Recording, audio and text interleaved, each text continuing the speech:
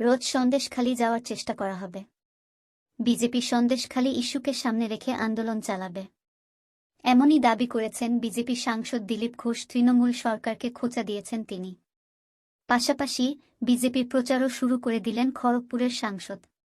সন্দেশখালিতে ১৪৪ ধারা জারি করা আছে। শুভেন্দু অধিকারীদের পথ এদিনও আটকে দেওয়া হয়েছিল। বিজেপির রাজ্য সভাপতি সুকান্ত মজুমদার টাকিতে বাধাপ্রাপ্ত হয়েছিলেন। তিনি অসুস্থ হয়ে এখন হাসপাতালে চিকিৎসাধীন। এদিন সন্দেশখালির ঘটনা প্রসঙ্গে ফের একবার মন্তব্য করলেন দিলীপ ঘোষ। খড়গপুরের সাংসদ বলেন, যতদিন না দোষীরা ধরা পড়বে, শাস্তি পাবে, ততদিন আমাদের আন্দোলন চলবে। পুলিশ যতই বাধা দিক, অত্যাচার করুক, ১৪৪ ধারা জারি করুক, রোজ আমরা যাওয়ার চেষ্টা করব। বাংলার মানুষের পাশে থাকার চেষ্টা করব। আসন্ন লোকসভা নির্বাচনে পশ্চিমবঙ্গের জন্য সবথেকে বেশি ফোর্স চাওয়া হয়েছে। নির্বাচন কমিশন ৯২০ কোম্পানি বাহিনী চেয়েছে। দেশের সব রাজ্যের মধ্যে পশ্চিমবঙ্গের সবথেকে বেশি কোম্পানি বাহিনী চাওয়া হয়েছে। উত্তরপ্রদেশ, বিহার, মধ্যপ্রদেশেও অনেক কম কেন্দ্রীয় বাহিনীর কথা বলা হয়েছে। তাই নিয়ে বঙ্গ রাজনীতিতে শুরু হয়েছে জোর চর্চা।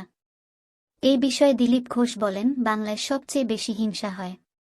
সারা ভারতবর্ষের কোথাও হিংসা হয় না, শুধু বাংলায় হয়। মৃত্যু হয়, রাস্তা অবরোধ হয়।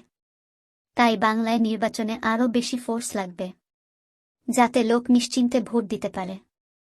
এদিন পূর্ব মেদিনীপুরের এগরা ১ ব্লকের জুমকি গ্রাম পঞ্চায়েতের চাউলদা গ্রামে দলীয় কর্মসূচিতে যান দিলীপ ঘোষ। নিজের হাতেই দেওয়ালে বিজেপির প্রতীক চিহ্ন পদ্ম ফুল আঁকলেন।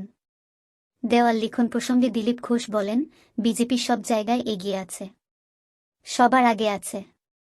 আগামী দিনে আমরাই সব জায়গায় জিতব। দিনভর এগরা ১ এবং ২ নম্বর ব্লকের বিভিন্ন গ্রাম পঞ্চায়েত এলাকায় ঢালাই রাস্তার উদ্বোধন এবং গৃহ সম্পর্ক অভিযান কর্মসূচিতে অংশ নিলেন বিজেপি সাংসদ দিলীপ ঘোষ। এদিন শঙ্খধ্বনিও দেন তিনি।